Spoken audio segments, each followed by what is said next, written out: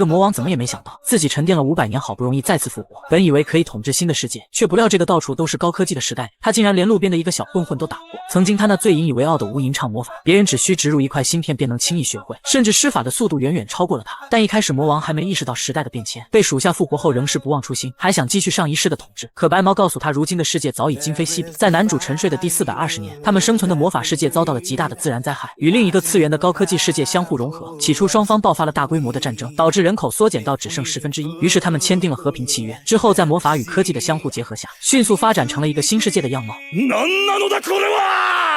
为了让他们回想起被魔王支配的恐惧，于是男主向天释放了一招独有的魔法奥义。可没想到不仅效果微乎其微，甚至还被人嘲笑是个傻逼，竟然有人会在城市里使用操控天气的大魔法。随即周边也响起了警报声，白毛见状立马拉着男主离开。原来自从签下和平契约后，男主的不死军团就被当成了非生物的邪恶存在，因此也被各方势力视为驱逐的对象。男主曾经手下最得力的6大魔猴，如今3个下落不明，一个则是为了掩护白毛，以自己为诱饵闯入敌营。说到这，白毛也陷入了悲伤的回忆中。这时男主发现白毛少说了一个，那就是血术猴马尔库斯。可当男主询问白毛时，他却支支吾吾岔开了话题，以男主口渴为由帮他买喝的东西。然而就在白毛离开后不久，男主发现了一个会操控灵素的女孩，他还利用灵素改变了虚拟投影的画面。男主对她的技巧很是好奇，虽然女孩更吃惊男主竟然能看见自己的灵素，但他还是回答了男主的问题。只是断网了几百年的男主却根本听不懂女孩的意思，于是他只好转移话题，询问女孩是否听说过马尔库斯。结果女孩指了指远处的高楼，表示去那里就可以找到对方，他可是很有名的社长。男主就这样一个人去见了马尔库斯，并让他协助自己重建不死军团。但这话让对方只觉得好笑，他不屑地拒绝了男主。感觉受到侮辱的男主立马就要出手教训对方，可不料竟差点被马尔库斯的秘书一个拔刀斩送走。见状马尔库斯也没有责怪秘书，只是让他退下，接着又嘲笑男主变弱了，要是以前伤口应该能瞬间愈合，就凭现在这种程度还想重建军团统治世界，简直是痴人做梦。自己也没必要像你这样的废物俯首称臣，要是你愿意跪下来恳求我，那倒也不是不能拉你一把。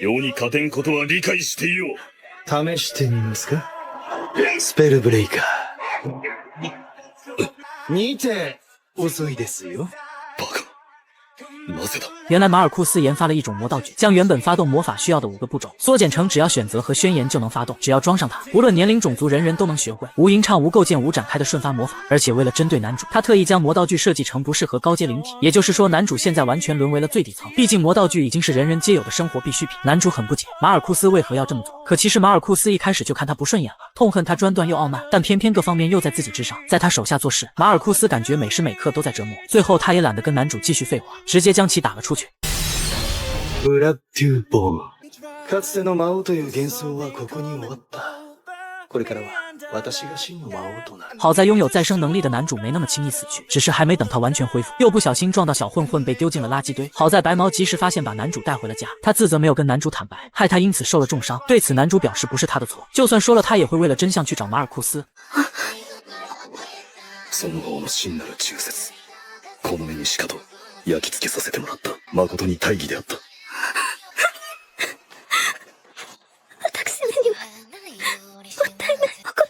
少女只因为天生不死不灭就被视为不祥，遭到身边所有人的排斥，被推入岩浆地狱。可就在这绝望的时刻，魔王之力将她从万丈深渊救起，不死恶魔们的最高领袖出现在她的面前，赞颂少女内不灭的灵魂犹如太阳般闪耀，伸出手邀请她进入不死族的世界，在魔王的庇护下奉献出她的一切。少女本以为这一刻会变成永久，却没想到魔王被勇者击败后沉睡500年，醒来已经完全跟不上时代的发展。天生的魔王之力更是因为众生将他遗忘，连果腹的基础能力都无法维持，需要身为手下的少女提供1日3餐，但这依旧无法改变少女继续侍奉魔王的决心。自己就算打3份工也要养活眼前这个男人。随后两人准备外出买衣服，毕竟这身中二装扮实在太显眼了。于是马奇娜带男主来到了一处服装生成室，小助手为其选择了一身运动装，并为其定制了更加中二的魔王字样的内搭。男主看到后表示，这不就是为我准备的吗？设计这件衣服的人简直是个天才，殊不知仅是一次购物的经历，再次颠覆魔王对新世界的认知。现代人的脖子上都配有人机接口，电子支付和虚拟助手更是人人必备，可唯独不是配身为高级灵体的魔王。就是这样的他却还想为少女分担压力，决心出门寻找工作养活自己。这本是让作为手下的少女极力反对的事，堂堂魔王怎么能出去打工？可窘迫的现状又让他手足无措。不过能让他追随的男人又怎么会是废物？出去打工不过是再次征服世界的第一步。见着如今的主人依旧不改初心，少女仿佛看到500年前那无所不能的男人。但出去打工当牛马可与当魔王不同，出门前被再三叮嘱有问题就联系少女。犹如老母亲第一次看着儿子出门工作，却没想到来到工作介绍所的魔王，在履历上将前世的经历写得如何天花乱坠，道出自己曾称霸世界以及开启乱世大战，可拥有500年空窗期和无人机接口的他，还是遭到工作中介的无情拒绝。回到家里的魔王终于认清现状，当年称霸世界的自己在这个时代毫无用处。好在家里还有个溺爱他的小母亲在，为了他约见了朋友一起出谋划策。结果等男主见到马奇娜的朋友后，发现她居然就是昨天发小黄片的女孩。两人因为同是魔王腐女题材的爱好者而相识。还好魔王对现代文化毫无了解，心思一味在好友那黑客专用的人机接口上，凭借魔王之眼就能瞬间明白其构造。不过回归正题，要帮助魔王找到糊口的工作，而当高桥听到男主想找到的工作是可以让社会广泛认识他的，那这张如花似玉的脸怎能不好好利用？一个大胆的想法在黑客好友脑中浮现。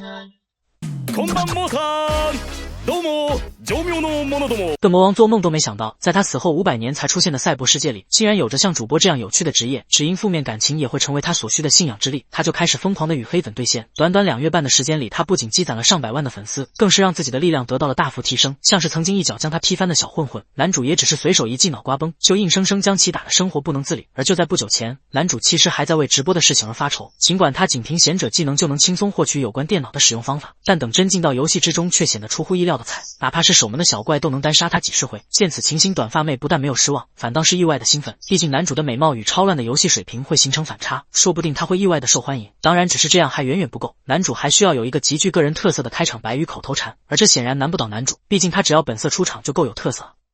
既然开场白解决了，那接下来就是了解有关直播的规则。首先是在前期要尽可能的每天坚持工作，就算直播间里连条狗都没有，那也要张嘴尬聊，不过其中也要注意言论，不然被网暴可是一个非常恐怖的事情。就这样在短发妹的鼎力帮助下，男主的直播事业也慢慢步入到了正轨。虽然每天弹幕里都是骂他装逼和菜逼的，但他却每天都笑容满面，毕竟无论是黑子白子，只要有人关注就会增长他的信仰之力，因此他不仅不会改变，甚至还会变本加厉的激怒黑粉。于是很快他就积累到了100万粉丝，而在这天他也成功通关了自己的第3部游戏。随后为了庆祝自己获得阶段性胜利，男主心血来潮的来到了外面逛街，没想到在这里他竟然看到一个熟悉的身影，那人赫然是在500年前曾打败过他的勇者，而这对仇敌时隔数百年再次相见，两人却都不复当年的意气风发。原来在当年的大战之后，女神赋予了勇者不老的祝福，紧接着人类之间就爆发了内战，而勇者这个大杀器在被派上战场之后，砍杀了很多自己曾经保护过的人类。可笑的是，等到后来天下太平，勇者自己却成为了所有人类的公敌。自那之后，勇者便一边躲避追杀，一边流浪天涯，各种各样的历史事件中都有他的身影。然而如今他已经厌倦了这样的生活，或者说这个世界已经没有了他的容身之地。眼看勇者如此悲观，男主表示自己统治世界的理由其实是为了世界和平。然而勇者尽管经历了数不清的背叛，但他依然不打算接受男主的理念。不过就在他转身离去之时，他还是感谢了男主请个乌冬面。而就在回家的路上，男主意外撞见短发正在与一个壮汉纠缠，而好巧不巧的是，壮汉还是之前那个将他踹进垃圾桶里的混混。眼看他还想要对短发动手，男主上去就抓住了他的拳头，男主也只是随手一记脑瓜崩，就硬生生将其打得生活不能自理。经过询问，男主这才得知壮汉其实是短发雇的保镖，可没想到当天他竟然突然罢工了。不过也多亏如此，短发才发现自己身边竟然还有一个更好的人选。于是为了报答短发的恩情，男主也没多想就陪他来到了一座仓库之中。而男主的任务也很简单，那就是在引开守卫的同时，确保短发能够安全偷窃。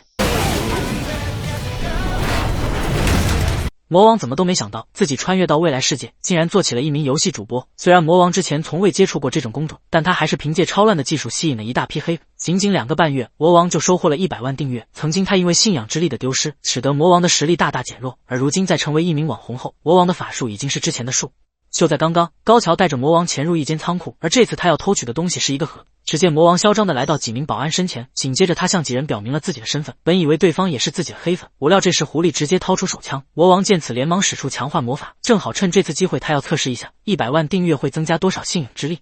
魔王开始向几人发起反击，此刻他的速度已经是之前的数倍，仅仅2招半他就解决了为首的狐狸。虽然魔王清楚感受到魔力正在恢复，但这时他的状态远不及巅峰的1%。接着保安准备再次向魔王射击，但这时高桥突然入侵了他的新品。就这样魔王成功解决了保安，而这时高桥也被他的战力深深震撼。高桥本想拿到盒子后直接离开，不料下一刻魔王身前突然出现了意外，伴随着一声爆炸响起，魔王面前竟然出现了一只机器人。高桥见此瞬间意识到不妙，因为他知道那是一只强大的魔导铠甲，只有上层组织才会有这种武器。高桥让魔王赶紧逃跑，但这时他竟然变得兴奋起来，显然刚才的保安并不能让他满意，所以魔王想要通过这次机会来测试一下100万订阅的魔力到底有多强。只见机器人率先向魔王发起进攻，无数光炮像暴雨一般将他笼罩。然而这时魔王直接沿着高架桥冲向空中，机器人见此连忙锁定他的位置，但下一刻魔王直接使出了攻击魔法，本以为这次他会将机器人彻底击败，可等到烟雾散去，他竟然完好无损地站在原地。果然区区100万订阅的信仰之力还远远不够，没办法，既然这样，魔王只能使出自己的全力。只见魔王先是召唤出自己的引剑，然而这时机器人竟然也切换到近战状态。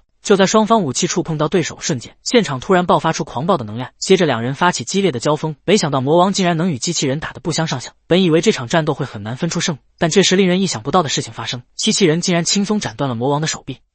魔王最终被机器人斩首。而这时他开始向总部汇报，本以为魔王的生命就此结束，不料下一刻令人震惊的一幕发生了，魔王竟然又将自己的身体恢复。如此奇怪的事情吓得机器人连忙后退，而这时魔王体内再次释放出强大的魔力，只见他将手臂深入无尽的黑暗，下一刻一把锋利的魔剑从天而降。虽然现在魔王还无法发挥他的完整性，但即便这样，机器人也承受不住魔剑的力。只见魔王开始向机器人发起进攻，原本强大的他竟然没有丝毫反抗之力，仅仅2招半，机器人就被砍成一堆废铁。接着魔王准备从他身上获取一些消息，但此刻机器人竟然摧毁了自己的芯片。就这样，二人有惊无险地拿到了盒子。高桥怎么都没想到魔王的身体如此恐怖，但与此同时，他也意识到自己得罪了一个可怕的赌镇，显然这种武器可不是一般人能拿出的东西。接着高桥开始检查盒子内的信息，没过多久他就破解了其中的密码。本以为里面会藏着有关宝藏的消息，但没想到其中记录的竟是抓捕不死族的名单。魔王见此也意识到事情有些不妙，于是他让高桥带自己到委托人的家里。然而谁也没想到，此刻艾九已经被人爱杀。魔王通过伤口判断对方正是在2天半之前遇害，并且此刻艾九的芯片已经被破坏，显然其中藏着一些不为人知的秘密。接着高桥开始在艾九的房间寻找线索，很快他在桌子下方发现了一个开关。高桥见此连忙打开电脑，没想到里面竟然藏着一段提前录制好的视频。原来艾九早就察觉到了身边的危险，通过调查他发现整个城市之所以拥有无限电力和灵锁，是因为建造了地下熔炉，他们通过燃烧不死族的灵魂为城市提供大量的电力和灵锁，这也正是不死族被追杀的原因。据艾九调查，最先被丢入熔炉的不死族正是六魔侯杰诺尔。魔王看到这里，内心的愤怒已经到达了极点，但现在能拯救不死族的只有他自己，所以为了防止事态失控，二人只能选择暂时隐藏这个消息。之后高桥和魔王走出了公寓，他本想将这个消息告诉马奇娜，然而这时魔王竟然没有收到任何回应。